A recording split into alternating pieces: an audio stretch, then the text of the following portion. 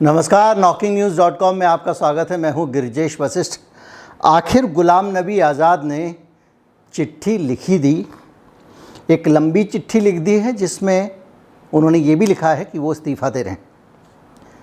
यानी अब कांग्रेस पार्टी से गुलाम नबी आज़ाद का नाता टूट गया है या उन्होंने नाता तोड़ लिया है। और इस इस्तीफ़े के बाद कौन कौन सी संभावनाएं बन सकती हैं। राजनीति जो है बहुत संभावनाओं की अपार संभावनाओं वाला क्षेत्र है। एक ऐसा क्षेत्र है जहाँ संभावनाओं की भी अपार संभावनाएं होती हैं। और इसलिए अब जो एक्सपर्ट हैं, विशेषज्ञ हैं, जानकार हैं, वो इस बीच में उन संभावनाओं को तलाशने की कोशिश करेंगे कि आगे क्या होने वाला है और इसके पीछे की कहानी क्या हो सकती है। आज हम इसी पे बात करेंगे। आज हम समझने की कोशिश करेंगे कि गुलाम नबी के इस्तीफ़े का मतलब क्या है, गुलाम नबी ने जो कहा उसका मतलब क्या है और इसका आने वाले समय में भारत की और कांग्रेस की राजनीति पर क्या असर हो सकता है, वो किस तरफ जाएंगे और क्या करेंगे, इसको समझने की कोशिश करेंगे। कहीं मत जाइए, चैनल को सब्सक्राइब कर लीजिए।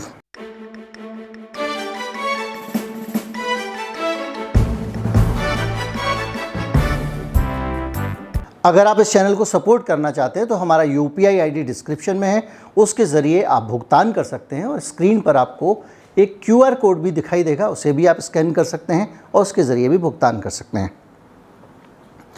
गुलाम नबी आज़ाद क्या करेंगे, इसको समझने के लिए पहले हमको ये समझना पड़ेगा कि गुलाम नबी आज़ाद क्या हैं।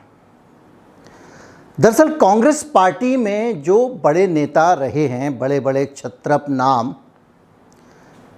ये सारे के सारे नेता जनता के बीच में अगर इन्होंने कनेक्ट बनाया है तो उसका माध्यम रही है सत्ता। वो सरकार में रहते हैं, सरकार में रह के सरकार के ज़रिए काम करते हैं, सरकार के ज़रिए संबंध बनाते हैं और सरकार के ज़रिए ही उनकी एक फ़ैन फॉलोइंग बन जाती है। लेकिन सरकार में वो अपने कामकाज से नहीं आते हैं, उनके अपने योगदान से वो सरकार में नहीं आते हैं, उनकी अपनी अहमियत सरकार में होने का कारण नहीं होती है। सरकार में वो आते हैं ऊपर की मेहरबानी से। और यही वजह है कि कांग्रेस पार्टी में कभी भी लोग सोनिया, राहुल गांधी परिवार से अलग होके कांग्रेस की कल्पना नहीं कर पाते हैं, क्योंकि वहाँ से आशीर्वाद मिलता है, उससे आपको पावर मिलती है, उस पावर से आप काम करते हैं, लोग आपसे जुड़ जाते हैं और जब आपकी पावर ख़त्म हो जाती है तो लोग आपसे दूर हो जाते हैं। अपनी चिट्ठी में खुद ही बायोडाटा लिखा है गुलाम नबी आज़ाद ने कि किस बार कैसे कैसे कब कब मिनिस्टर रहे, गांधी परिवार की पूरी पीढ़ियों के साथ काम किया, इंदिरा गांधी के साथ काम किया, राजीव गांधी के साथ काम किया, राहुल गांधी के साथ काम किया। और अब उनको इस बात पे एतराज़ है कि राहुल गांधी की जो काम करने की शैली है वो अच्छी नहीं है और नए नए लोगों को अहमियत मिल रही है, जिसमें वो सिक्योरिटी गार्ड और दूसरी चीज़ें। देखिए, जब आप किसी चीज़ पे फ्रस्ट्रेशन निकालते हैं तो कुछ मिर्च मसाला भी लगाते हैं। तो सिक्योरिटी गार्ड का उन्होंने जिक्र कर दिया। मैं जब संपादक था दैनिक भास्कर में, तो मैं सुबह अखबार छपने के बाद चपरासी से पूछा करता था कि भाई साहब बताइए ज़रा इसमें कौन सी चीज़ और अच्छी हो सकती है। लोग फीडबैक लेते हैं। अब इसका मतलब ये नहीं कि चपरासी अखबार की नीतियाँ तय कर रहा है।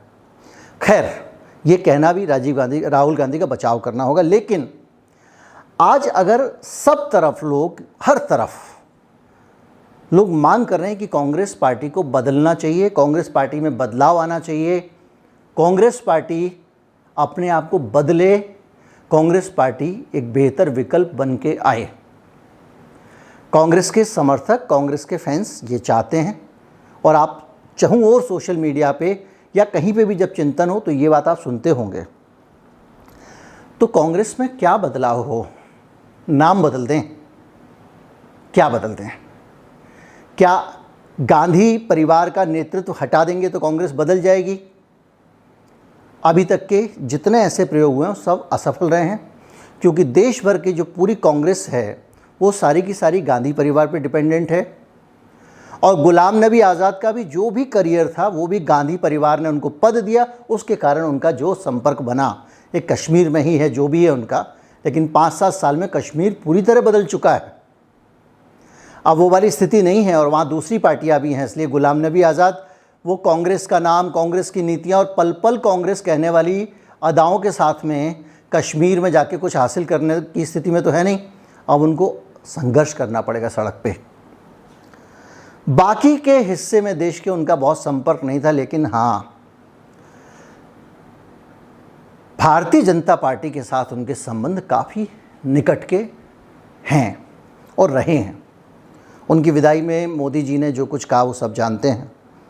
और इससे पहले भी जब वो, चूँकि वो संसदीय कार्य मंत्री थे, तो संसदीय कार्य मंत्री का काम वैसे भी विपक्ष के साथ में तालमेल बना के रखना होता है। कांग्रेस पार्टी विपक्ष की एक बड़ी पार्टी रही है, तो वो उनके साथ में उनका एक रेपो रहा है। अब अगर गुलाम नबी आज़ाद बाहर आए हैं पार्टी से, और वो भी ऐसे समय में आए हैं जबकि ना राहुल गांधी, ना सोनिया गांधी, ना प्रियंका गांधी, तीनों लोग देश में नहीं हैं। सोनिया गांधी का इलाज करने के लिए विदेश गए हुए हैं, तब ये इस्तीफा आ रहा है। अब आपके दिमाग में आएगा कि इस्तीफे का मकसद क्या होगा।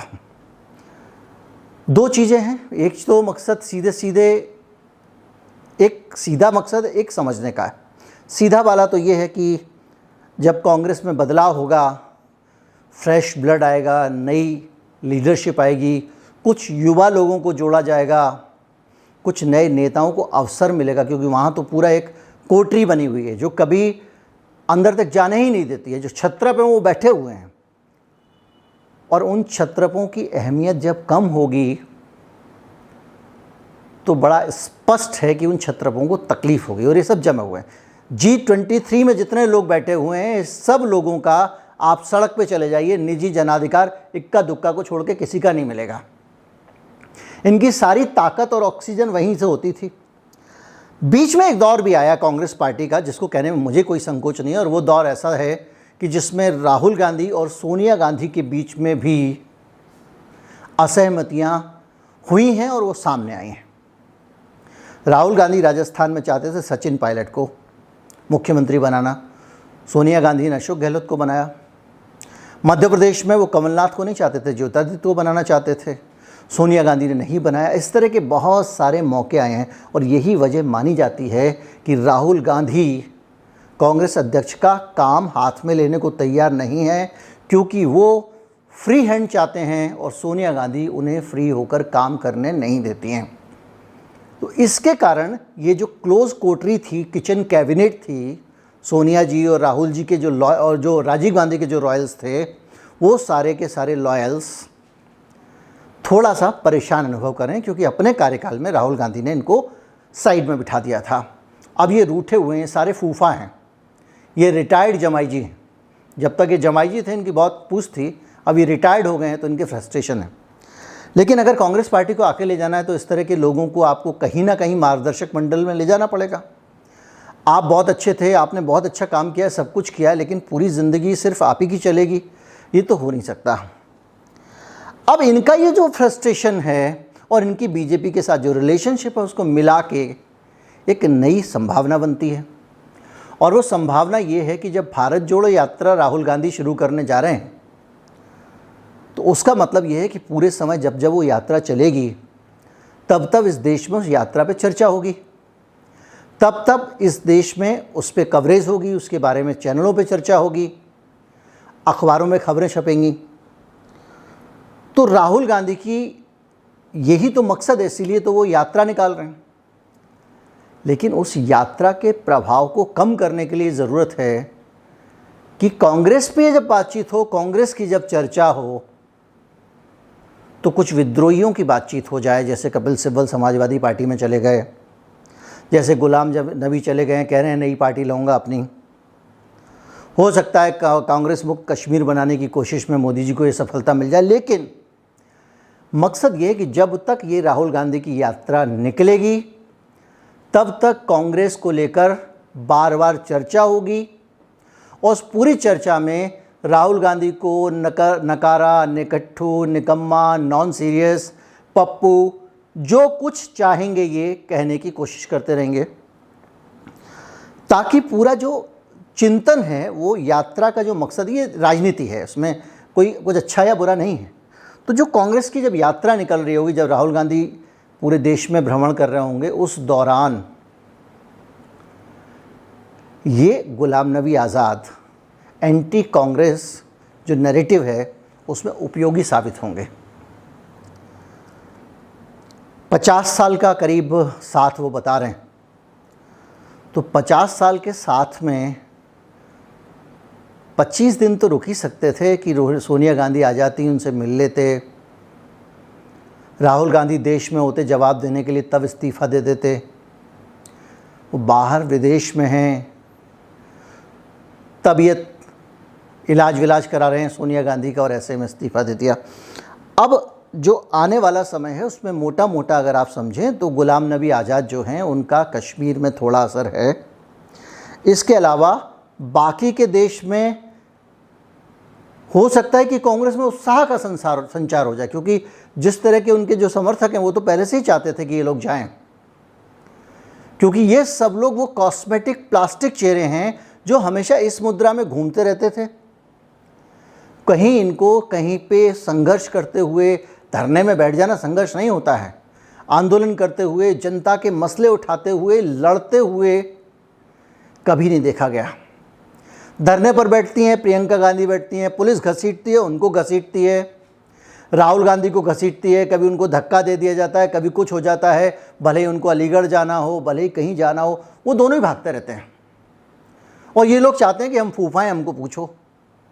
तो ऐसी स्थिति में जब आपका सक्रिय योगदान ना रह गया हो तो ग्रेसफुल तरीके से साइड बैठ जाना ठीक होता है, लेकिन उसकी जगह अगर आप इस तरह से चिट्ठियाँ लिख के और वो सब करके अगर आप इस्तीफ़ा दे रहे हैं तो उससे होगा कुछ नहीं। कुछ समय आपकी चर्चा होगी, आप कुछ समय हो सकता है कि आप शादी को बढ़िया ना बना पाएँ तो वहाँ माहौल ख़राब कर दें, फूफा जी रूठ के थोड़ा यात्रा व्यात्रा पर असर डाल दें, लेकिन इससे ज़्यादा कोई फ़र्क पड़ेगा नहीं। और मुझे लगता है ये कांग्रेस का बदलाव का एक दौर है। इसके बाद कांग्रेस या तो मिट जाएगी या कांग्रेस संभल जाएगी, लेकिन ये जो धीरे धीरे धीरे डूब रही थी, जो उस पर बहुत सारे ऐसे लोग सवार थे जिन्होंने हमेशा कांग्रेस से लिया, कांग्रेस को दिया कुछ नहीं, उनको जाना ही चाहिए। तो मुझे लगता है ये कांग्रेस के लिए एक हद तक ठीक हुआ है, और मुझे ये भी लगता है कि गुलाम नबी आज़ाद के लिए भी ठीक ही हुआ है कि अपना जैसे चाहेंगे इस उम्र में अपने लिए काम कर सकेंगे, अपना संगठन पार्टी बना सकेंगे, और अगर बहुत अच्छे से काम कर लेते होंगे, कर पाते होंगे, जैसा अभी दिखा नहीं है उनका हाल में, तो शायद वो अपने मन की कुछ कर पाएँ। बाकी वक्त से बड़ा कोई परीक्षक नहीं होता है, वक्त तो बताएगा ऊँट किस करवट बैठता है, बीजेपी की करवट बैठता है या कश्मीर की करवट बैठता है। बहरहाल राहुल गांधी का या कांग्रेस का बहुत कुछ इससे बिगड़ गया हो ऐसा लगता नहीं है। हमले उन्होंने राहुल गांधी पे ही किए हैं और बार बार ये समझाने की कोशिश की है कि ये आदमी बेकार आदमी है, इसने मनमोहन सिंह का कागज़ फाड़ दिया था, ये कर दिया था। तो इससे ये लगता है कि अगर टारगेट राहुल गांधी है तो टारगेट यात्रा भी होगी। उम्मीद करता हूँ वीडियो आपको अच्छा लगा होगा। अच्छा लगा हो तो ज़्यादा से ज़्यादा लोगों तक पहुँचाएं, चैनल को सब्सक्राइब कर लें। नमस्कार, जय हिंद।